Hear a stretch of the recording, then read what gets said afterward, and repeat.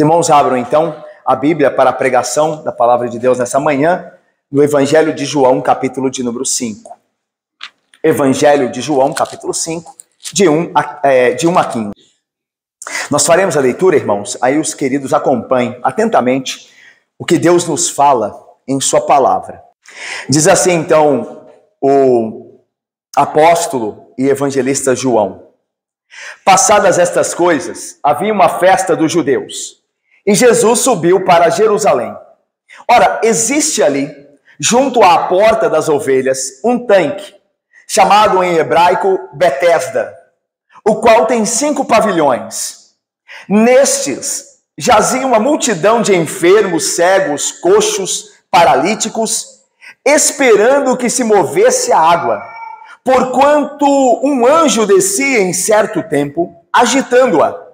E o primeiro que entrava no tanque, uma vez agitada a água, sarava de qualquer doença que tivesse. Estava ali um homem enfermo havia 38 anos. Jesus, vendo-o deitado e sabendo que estava assim há muito tempo, perguntou-lhe: queres ser curado? Respondeu-lhe o enfermo: Senhor, não tenho ninguém que me ponha no tanque quando a água é agitada, pois enquanto eu vou, desce outro antes de mim. Então lhe disse Jesus: levanta-te, toma o teu leito e anda. Imediatamente o homem se viu curado e, tomando o leito, pôs-se a andar. E aquele dia era sábado. Por isso disseram os judeus ao que fora curado: hoje é sábado, e não te é lícito carregar o leito. Ao que ele respondeu: o mesmo que me curou me disse: toma o teu leito e anda. Perguntaram-lhe eles: quem é o homem que te disse: toma o teu leito e anda?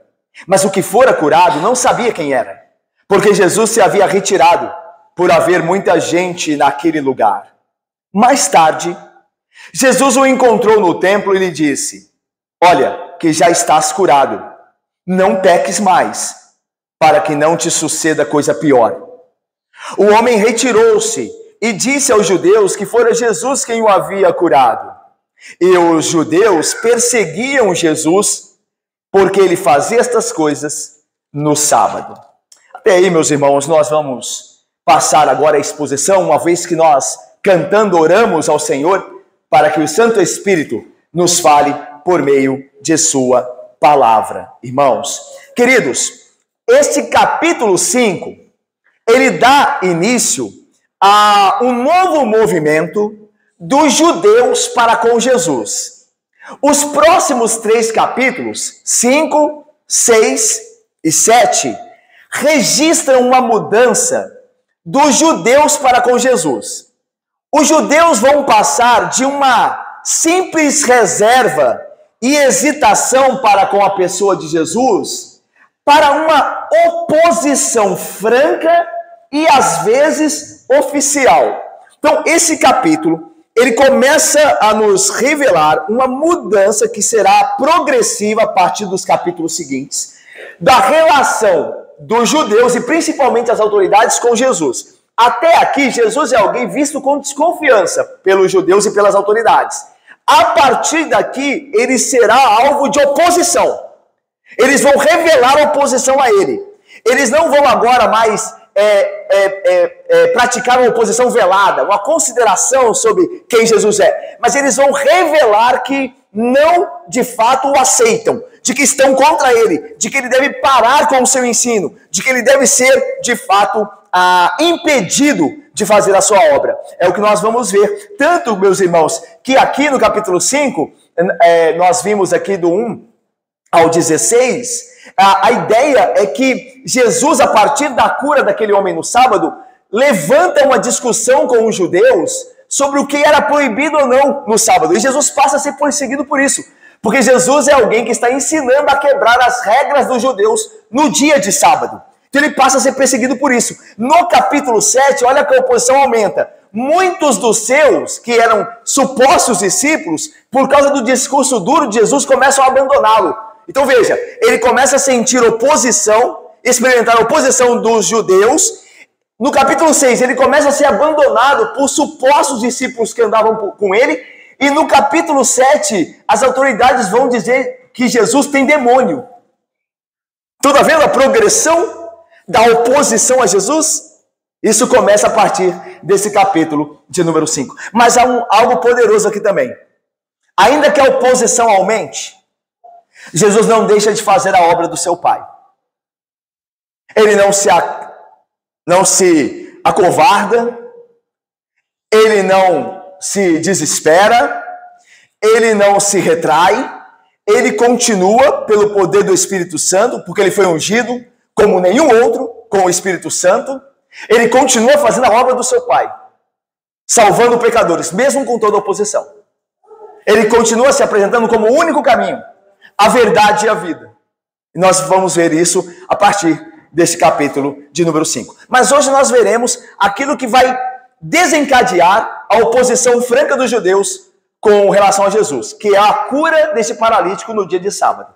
Vamos ver então como isso se dá no texto. Olha aí, versículo de número 5. Passado estas coisas, que coisas? Jesus estava na Galileia, lembra? Onde ele curou o filho do oficial Herodes, de um dos oficiais do rei Herodes, lembra? Que a gente viu isso no domingo passado. Passadas essas coisas, as últimas coisas que nós vimos no capítulo 4, aí veja, havia uma festa dos judeus e Jesus subiu para Jerusalém. O apóstolo João, no seu evangelho, ele geralmente especifica ou revela as festas nas quais Jesus está. Ele fala, olha, era a festa da Páscoa, era a festa dos tabernáculos, ele diz que festa é. Só que aqui, ele não diz qual festa dos judeus, festas religiosas que Deus tinha dado a Israel, Jesus está participando em Jerusalém. Alguns teólogos creem que é a Páscoa, mas não se é certo. Alguns também dizem que era a festa dos tabernáculos, mas o texto não diz. E quando o texto não diz, é porque não é importante. Ok? Se fosse importante, se tivesse uma relação com o que está acontecendo no texto com a festa, João, inspirado pelo Espírito Santo, diria, é a festa tal, porque teria uma relação direta. Mas não tem. Aí você pergunta, mas por que então está dizendo que tinha uma festa dos judeus? Para dar um motivo pelo qual Jesus sai da Galileia para a Judéia. Ele estava na Galileia, lembra? Onde está o ministério. Agora ele está em Jerusalém. Por quê? Porque tem uma festa dos judeus, ou seja, uma festa que todo judeu tem que comparecer segundo a ordem de Deus dada aos israelitas. A comemoração das festas. Os judeus têm que estar lá. Então Jesus desce da Galileia para a Judéia.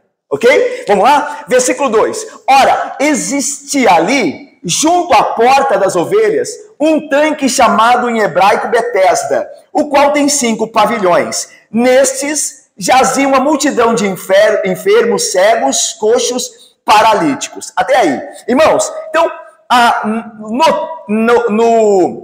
em Jerusalém existia várias portas, existiam os muros da cidade e no muro da cidade existiam várias entradas, portas que serviam de entradas e saída. Uma das portas que havia nos muros de Jerusalém era a porta das ovelhas. Ela ficava a nordeste de Jerusalém, da cidade, no nordeste da cidade. Então, ali ficava a porta das ovelhas. E por que tinha esse nome, Diácono Paulo, Jonathan, Soraya, Gessé? Por que tinha esse nome? Porque ali era a passagem das ovelhas para a ida ao templo para serem sacrificadas. Alguns teólogos até entendem que naquele canto nordeste ali, onde ficava a porta das ovelhas, as ovelhas eram vendidas também ali. Algumas ovelhas chegavam de fora de Jerusalém e eram ali comercializadas. Por isso, porta das ovelhas, porque era a passagem das ovelhas que seriam sacrificadas no templo. E havia junto dessa porta das ovelhas um tanque. Na verdade, a arqueologia já descobriu que esse tanque era um tanque gêmeo. Eram 2 tanques juntos, chamado tanque gêmeo. E aqui esses tanques são de fato nos contado aqui, ou narrado por João. E nesse tanque, ou nesses tanques gêmeos, havia, como diz aqui, 5 pavilhões, 5 colunas, ou colunatas, que se colocavam debaixo delas, dessas 5 colunas, coxos, enfermos, paralíticos, pessoas que de fato tinham sido por uma doença atrofiados, né, no seu corpo. Então, essa sorte de enfermos encontrava-se debaixo dessas colunas que estavam perto do tanque, que o autor diz em hebraico, chamava-se Betesda, que significa a casa do derrame, casa do derramamento. Betesda, casa do derramar. É o mais aproximadamente o que significa em hebraico. E esse tanque, então, nesse tanque estavam ali os coxos debaixo dessas colunas, enfermos, cegos. E por que eles ficavam ali? Primeiro, possivelmente para mendigar. Como provavelmente era ali naquele canto que se vendiam ofertas, então tinha esse comércio. E eles estavam ali para também pedir alguma esmola, mas principalmente pelo que diz o texto com relação à esperança que eles tinham da doença deles. E o tanque, olha o versículo 4, vamos ler juntos? Leiamos. Esperando que se movesse, porquanto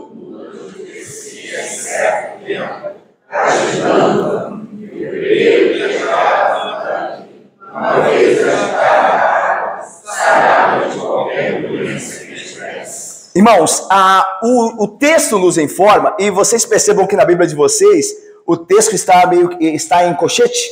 Estão vendo aí? O verso 4 tem colchetes. Isso significa o quê? Em alguns lugares da Bíblia, poucos lugares, mas em alguns lugares você encontra textos em colchetes.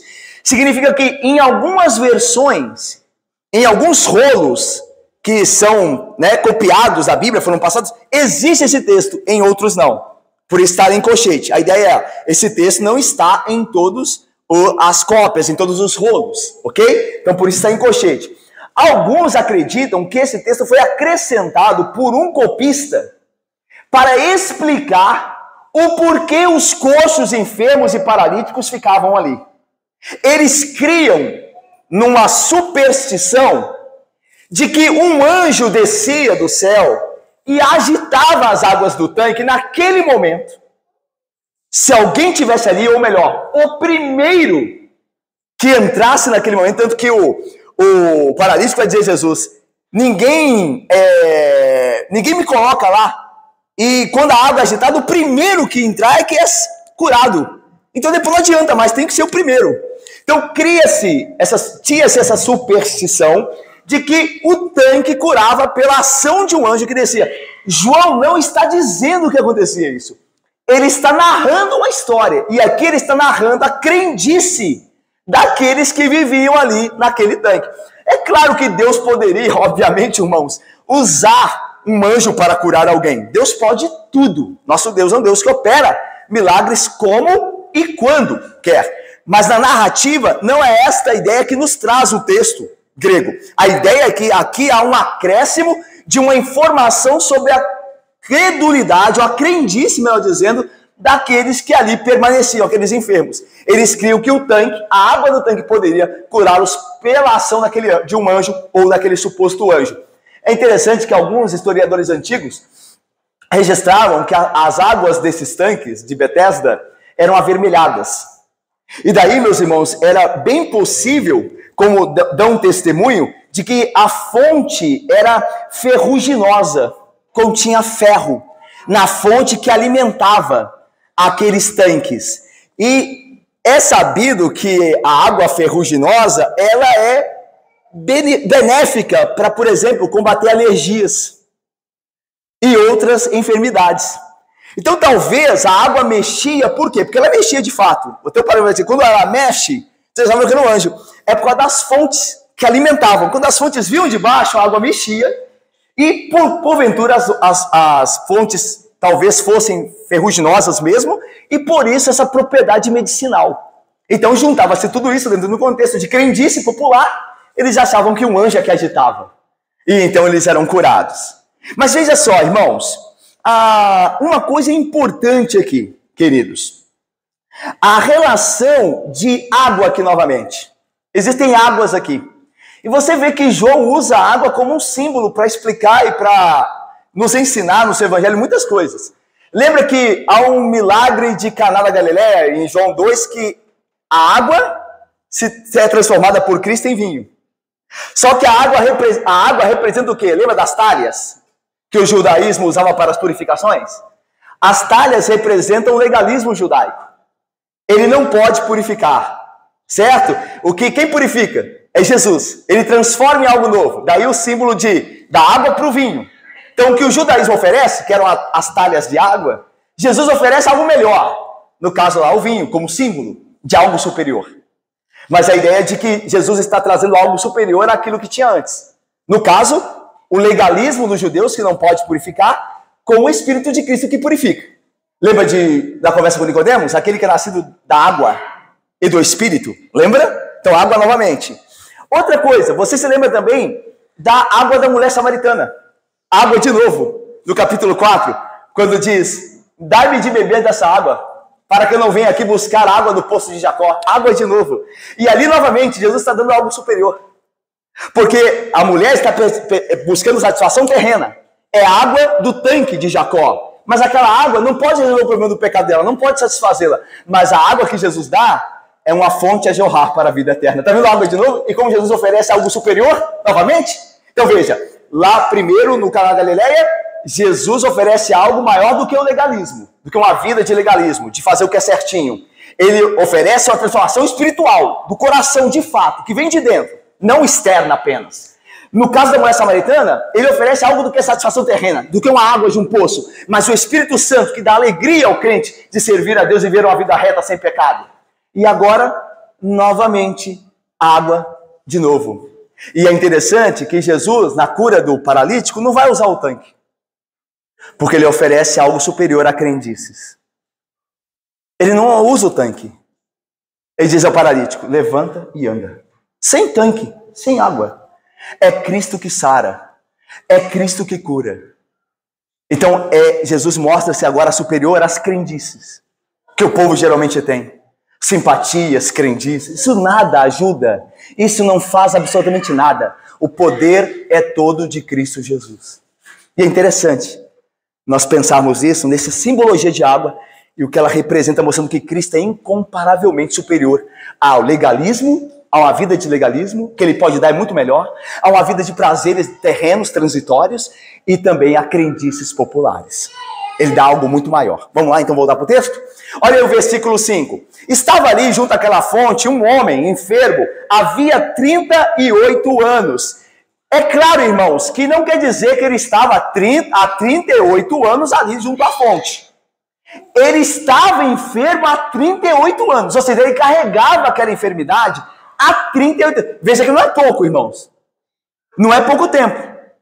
E aqui, meus irmãos, deixa eu lhes lembrar uma coisa. Vocês se lembram que Jesus, no final do texto que nós lemos, vai dizer assim, vá, vê que estás curado.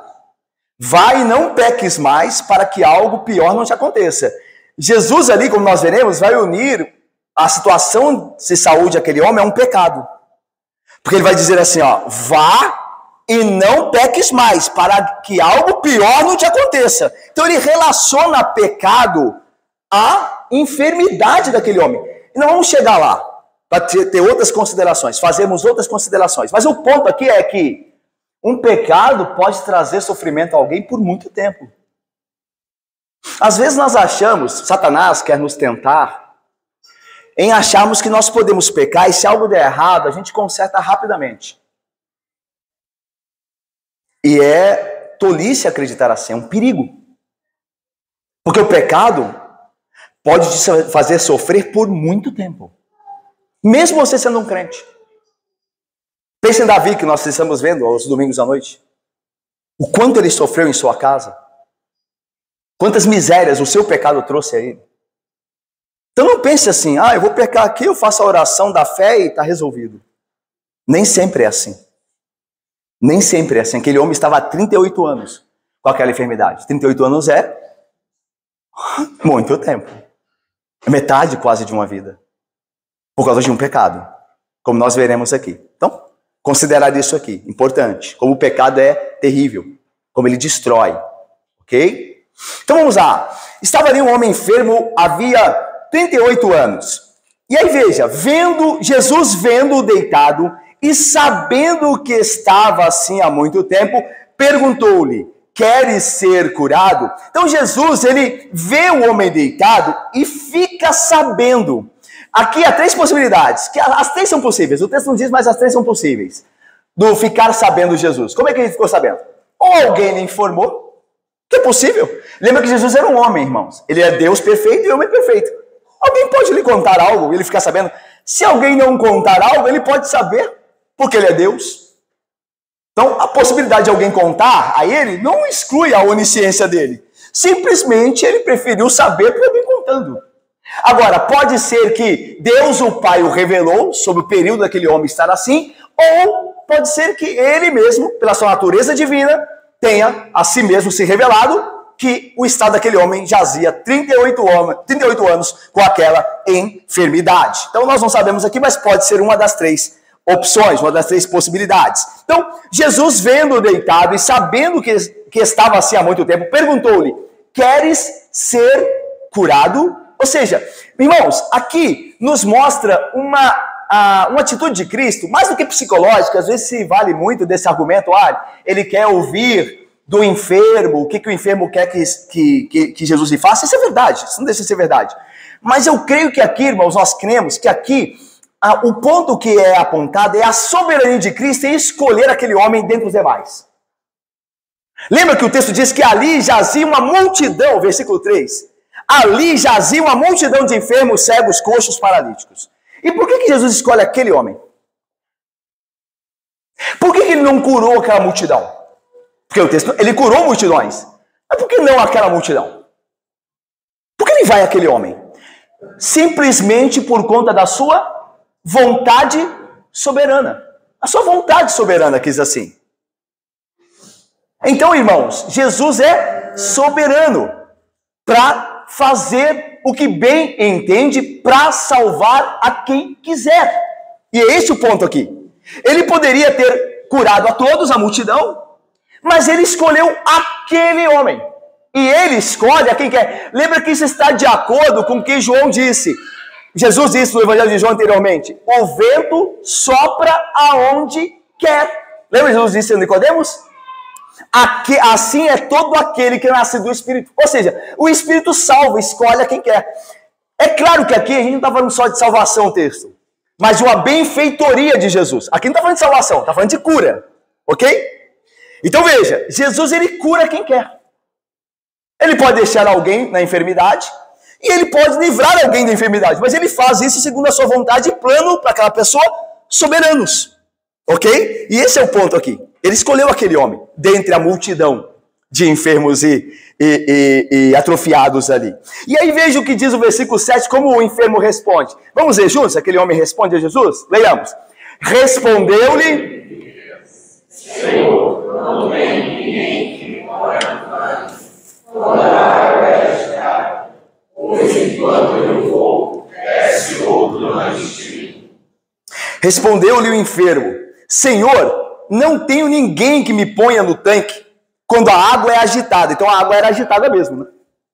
Pois enquanto eu vou, desce outro antes de mim. Então a ideia aqui, irmãos, é que o enfermo responde. E a ideia aqui do texto é que ele responde de forma meio irônica. E por que nós podemos pressupor isso? A gente tem que levar em conta todo o contexto do encontro de Jesus com este homem aqui. Primeiro, depois de ser curado, como nós veremos no versículo 13, ele não lembra o nome de quem o curou.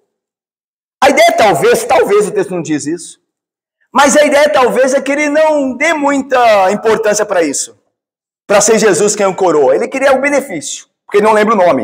Vamos perguntar a ele: quem é o homem? Eu não sei quem que é. Ok? Depois você vê ele se isentando de qualquer culpa diante das autoridades, dizendo: olha, eu fiz isso porque o homem me ordenou.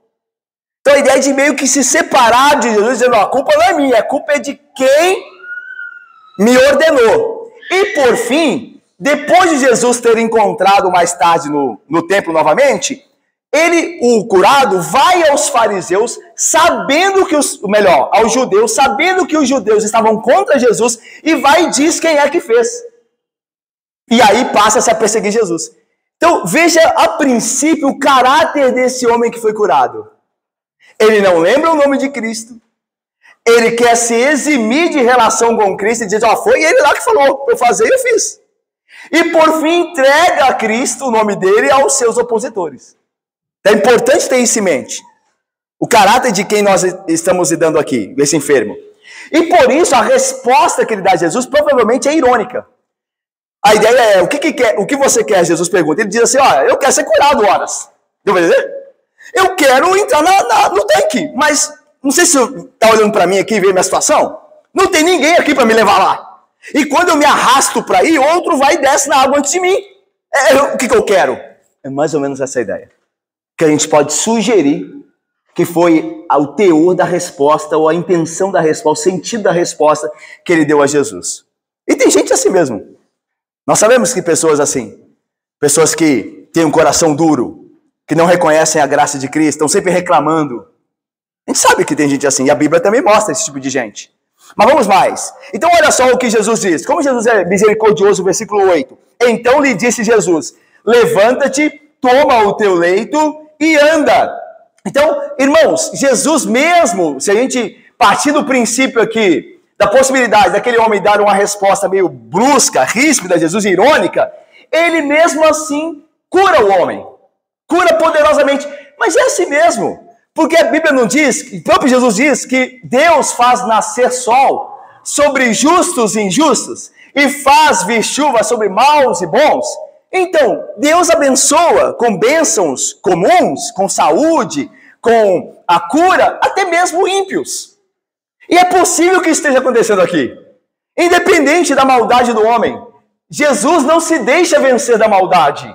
Ele vence a maldade com o bem. É o que Paulo vai dizer depois. Não se deixes vencer do mal, vence o mal com o bem. É o que Cristo está fazendo aqui. Ele é o nosso exemplo. Não é porque alguém me tratou rispidamente que eu vou deixar de fazer o bem. E Cristo deu-nos esse exemplo poderoso. Ele curou aquele homem, mesmo aquele homem, tanto anteriormente tendo mostrado certa insensibilidade com Cristo, quando depois em tê-lo entregado às autoridades que o perseguiram. E Jesus mesmo assim é bom. Isso nos ensina a fazer o bem, mesmo aqueles aqueles que nos ofendem, ok? E aí veja, o que diz o texto, diz que o homem, Jesus deu a ordem, toma o teu leito e anda. Versículo 9, imediatamente o homem se viu curado. Talvez aqui a gente possa entender de que o homem se sentiu curado. Ele percebeu que na hora em que Jesus deu a ordem, o corpo dele começa a reagir como nunca. Então é como a ideia de que você se sente melhor. Você vem de uma gripe, de alguma enfermidade, e você, hoje eu estou melhor. Talvez é isso que o homem tenha sentido, obviamente, milagrosamente, ao comando da voz de Cristo Jesus. Aquela voz que criou todas as coisas, o verbo de Deus. Lembra o verbo que criou todas as coisas? É o mesmo verbo que pode dizer, levanta e anda. É o mesmo verbo que pode dizer, Lázaro, sai para fora. E saiu para fora aquele que há 3 dias havia morrido. É a mesma voz.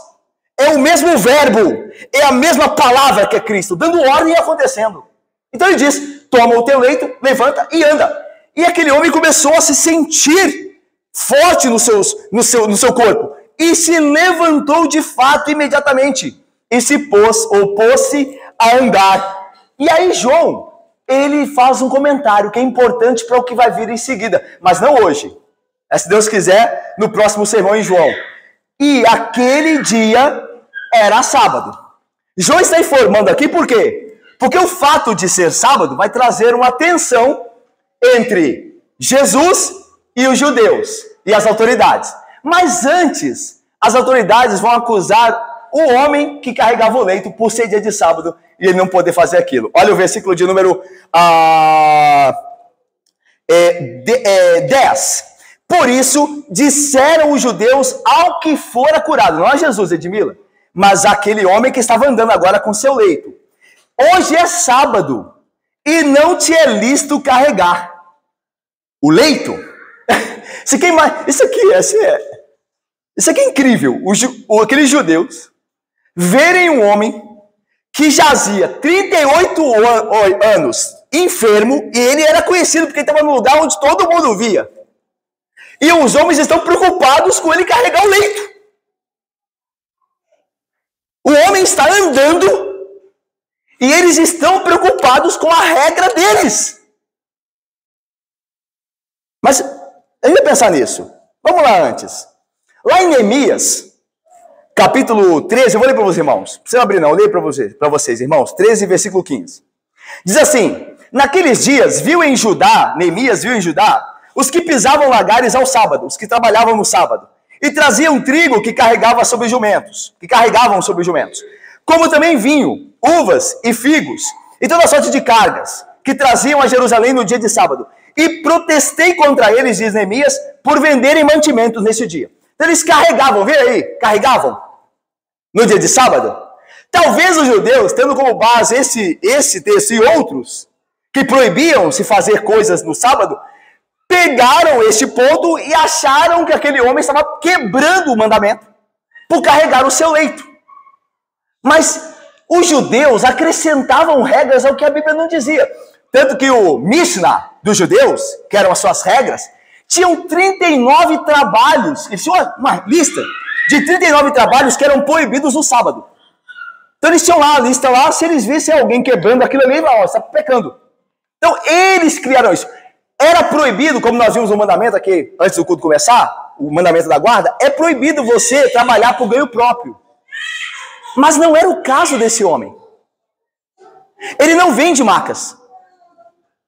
Ele não ganha dinheiro com isso.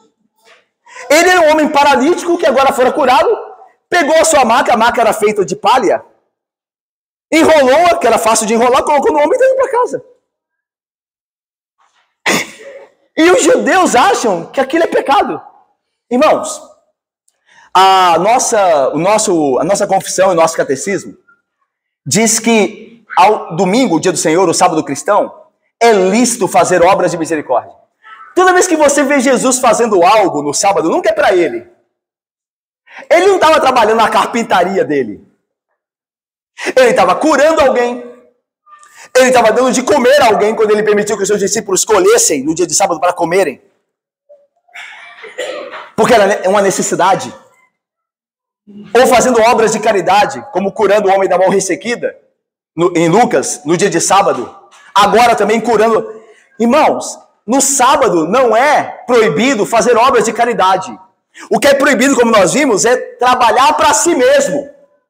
É pensar no seu próprio progresso econômico, terreno, financeiro, no seu prazer terreno. Isso é proibido. Mas não ajudar os outros. Então nós não pecamos quando nós vamos visitar alguém no hospital no dia de domingo. Quando nós ligamos para alguém que está afastado na igreja, faz tempo que a gente não vê, e a gente quer dar um apoio, uma palavra. Quando a gente reúne com nossos filhos para ver ali um desenho bíblico com eles, brincar com eles acerca de desenhos que tenham um contexto bíblico, que tenham ali uma passagem bíblica. Isso é um trabalho que glorifica a Deus porque está considerando o Senhor no dia dele. São com as coisas dele que nós estamos mexendo. Isso não é pecado. Como eu disse, o sábado não é um dia de ociosidade, de não vou fazer nada, não posso fazer nada. Mas é um dia de dedicar-se à obra de Deus em prol do próximo, não de mim mesmo. Então tudo aquilo que é do meu interesse financeiro, recreativo, eu não devo fazer no sábado. Porque isso não é um dia para isso. É um dia para buscar amar ao Senhor mais e mais e ao meu próximo. Fazendo obras de caridade, de auxílio. E é isso. Este homem não estava quebrando no sábado. Ele não estava ganhando dinheiro vendendo macas. Ele apenas estava carregando a maca para a sua casa. Feliz por agora poder andar por si só. E aí veja, versículo de número 11. Ao que ele lhes respondeu: o mesmo que me curou me disse, toma o teu leito e anda. Perguntaram-lhe eles, quem é o homem que te disse, toma o teu leito e anda? Veja, irmãos, que nós falamos. Os judeus, diácono Paulo, presbítero Otto, Letícia, diácono Felipe, Robson Caresia, Alana, Paulo, o meu querido João, os judeus estavam preocupados com o homem carregando o leito e não viram, não se deram a ver e testemunhar a glória de Deus. E um homem estar, depois de 38 anos, paralítico, andando normalmente. Meus irmãos, não são poucas vezes que nós vamos à igreja, na reunião da igreja, na nossa própria vida cristã, que nós desviamos nossa atenção para aquilo que menos importa.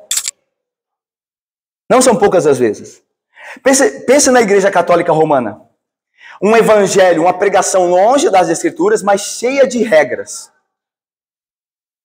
cheia de regras, mas um evangelho longe do evangelho da palavra. Veja como nós nos apegamos a isso, ao que menos importa. A nossa igreja presbiteriana também é uma igreja que tem uma estrutura, também que tem regras. Nós temos sociedades, por exemplo, que tem lá regras. Mas, meus irmãos, isso não é mais importante do que a palavra, do que a organicidade da igreja. Eu não vou brigar com alguém, embora eu desejaria que a pessoa fosse de uma sociedade. Eu não vou brigar com alguém porque ela não é de uma sociedade, embora eu deseje. Sociedades são uma bênção para a igreja. Nós temos aqui 2 belas sociedades que abençoam o trabalho. Mas isso não é um cerne do evangelho. Não pode ser. Porque eu começo a me prender a regras, a coisas e estruturas que são importantes, mas não são o principal. E a gente tem que sempre ter cuidado com isso. Estou cansado de ver igrejas presbiterianas que são cheias de regras, e não nada contra as regras, tá, irmãos? Desde que elas sejam baseadas biblicamente. Que o evangelho é mal pregado. Estou cheio de ver. Cheio de regra, e o que é visto no culto, o que é pregado e o que é vivido em casa. Eu canso de ver homens, mulheres que são presidentes de sociedades da igreja e que em casa vivem brigados, mulheres divorciadas dos seus maridos. Tem alguma coisa errada. Tem alguma coisa errada, irmãos. Porque dão importância a algo de só menos importância. Não que não tenha, mas é de só menos. O que Deus quer, o que Cristo quer, é uma vida santa. Uma vida correta. Uma vida diária na sua presença. É isso que importa em última coisa. Nós seremos julgados por isso. Não serei julgado porque eu fui pastor da igreja presbiteriana por tanto tempo e fiquei na igreja por tantos anos. Eu não serei julgado por isso. Eu serei julgado se eu, sinceramente, no coração, vivi para a glória de Cristo, se eu amei a minha esposa, se eu amei os meus irmãos, se eu fui sincero, se eu confessei o meu pecado, se eu lutei contra o meu pecado pelo poder de Deus. É isso que me julgará. E não regras humanas. Tem um livro muito bom que é A Treliça e a Videira, que nos ensina que o mais importante é a videira, não é a treliça. Senão você sufoca a videira. E a treliça tem a sua importância para dar uma direção. Então, mais uma vez, irmãos, não somos contra regras, desde que elas tenham base bíblica. Não somos contra a estrutura presbiteriana, de forma alguma, irmãos. Nossos irmãos sabem aqui na igreja como é que as coisas andam. Mas o mais importante é a nossa vida diante de Deus. Se nós não tivermos santidade diante de Deus, nosso culto não será aceito. Nosso trabalho não será bem-vindo diante de Deus. Se a nossa vida não for santa. Isso é importantíssimo nós entendermos isso. Os judeus não entenderam assim. Eles não se focaram no que mais importa. Estavam preocupados com regras, enquanto a glória de Deus estava sendo manifesta pela cura que Cristo operou. Vamos lá? Terminando, versículo de número 13 e 14. Vamos no 13, 14 e 15, nós lemos juntos e terminamos. Vamos lá? Lemos. Me ajudem a ler, irmãos. 13, 14 e 15. Leamos. Mas o que foi curado não sabia quem era, porque Jesus se havia retirado para ver muita gente naquele lugar.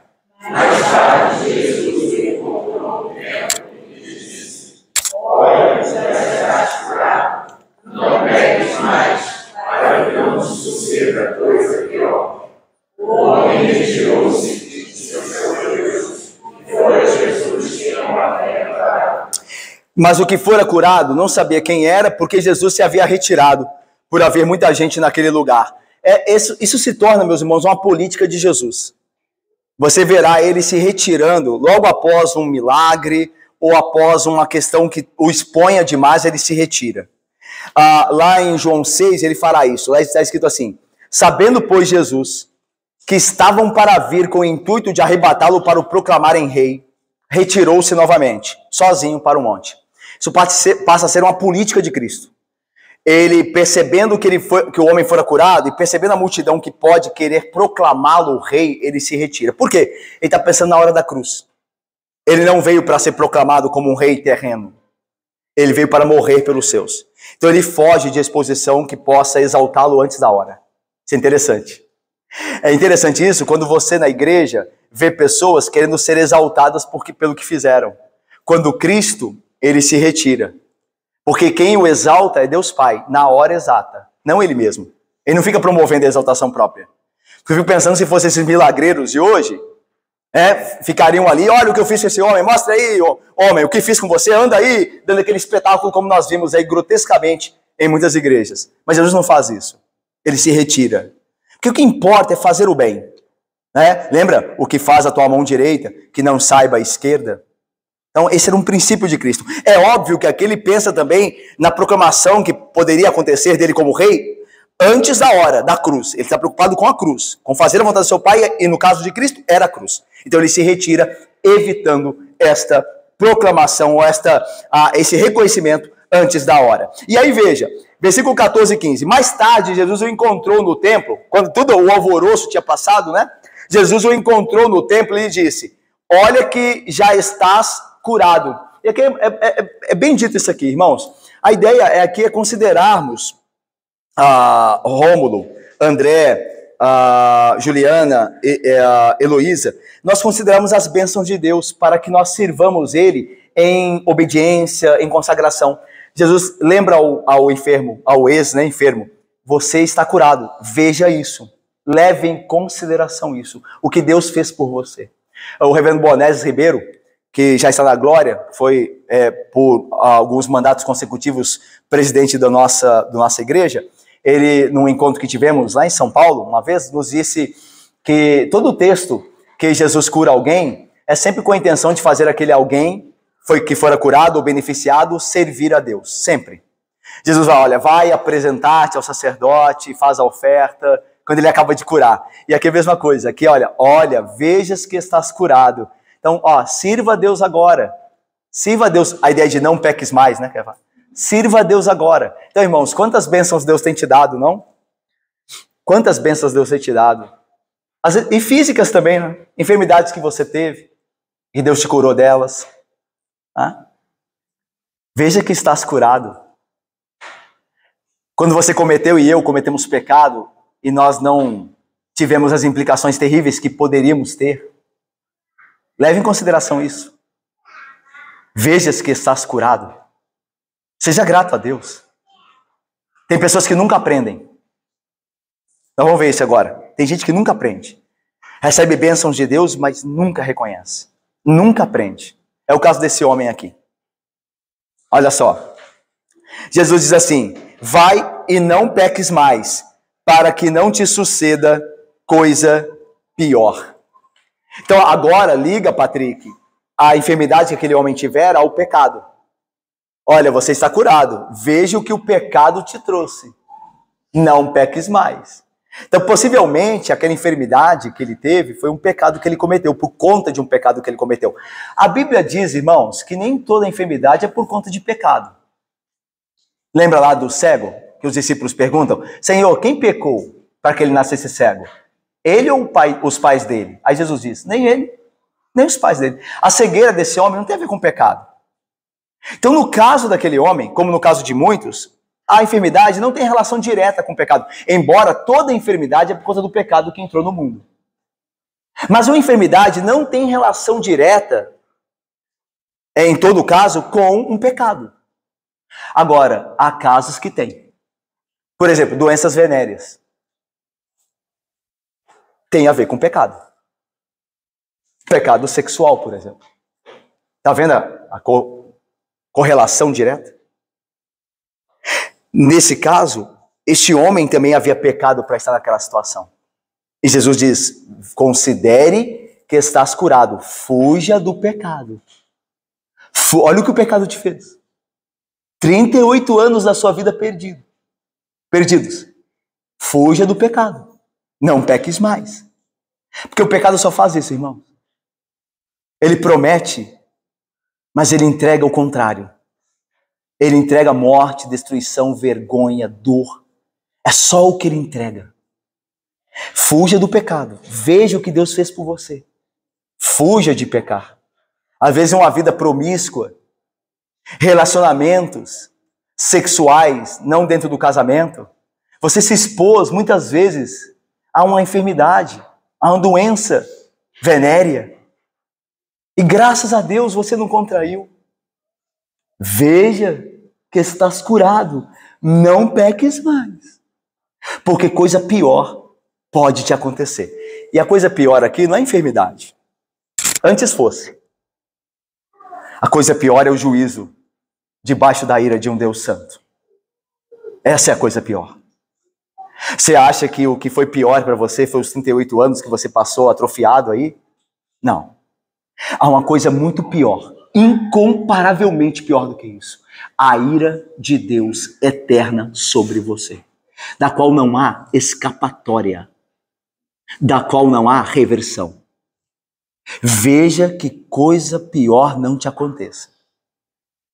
É uma ameaça? É uma ameaça. Há graça nela? Há, definitivamente. Porque Deus é gracioso em nos avisar, olha, não peques mais, para que algo terrível, pior, não te aconteça. Tem graça aí também, irmãos. Certamente há graça. Ele está falando para mim e para você hoje, não peques mais. Porque nem sempre nós sairemos de uma situação assim, como se nada tivesse acontecido. Pode vir um preço muito maior. E certamente virá se eu e você nos arrependermos. Mais do que você imagina. Um preço muito maior do que você imagina. Não peques. Não peques. Terminando. Versículo 15. Vamos ler juntos? Aí nós terminamos, irmãos? Leiamos. O homem retirou-se e disse aos judeus que fora Jesus. Jesus fez bem aquele homem. Jesus se importou com aquele homem, o curou. Jesus o instruiu para que não pecasse mais. Lembrou a ele que ele tinha sido alcançado pela graça comum, ele foi curado. Por que eu falo graça comum? Porque nem todo mundo quer curado, e todo mundo é curado por Deus, quer através de médicos, remédios ou não.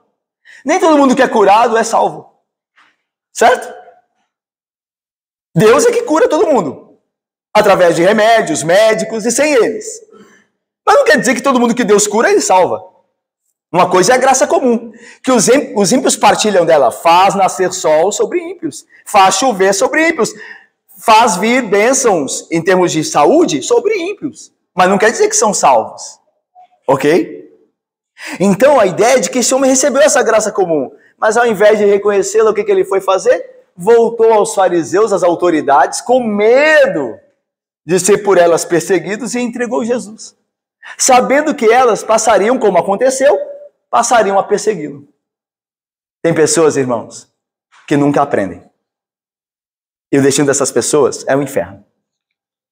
A minha pergunta é se eu e você somos desse tipo, que nunca aprendem. É uma situação terrível.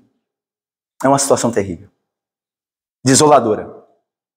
Uma pessoa que vive recebendo a graça de Deus na sua vida, a graça comum, Deus vem mostrando o seu cuidado, mas essa pessoa nunca aprende.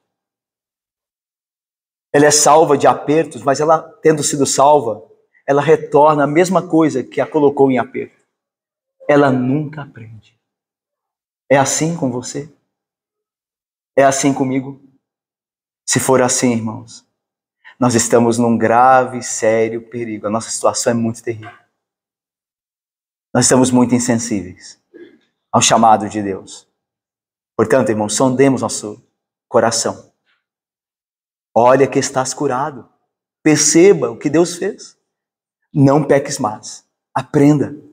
Não seja como a mula ou como os animais que só ouvem se forem chicoteados. Será que Deus vai precisar chicotear você para você aprender? Será que Deus vai precisar fazer com que você passe, e eu também, situações terríveis para nós aprendermos? Será que isso vai ser necessário? Que não seja assim. Que não seja preciso, pelo poder dele, pela graça dele, que ele nos ensine e nos faça ouvir os seus rogos e considerar a sua graça e viver segundo ela, que nos alcançou. Que Deus nos abençoe. Amém, irmãos.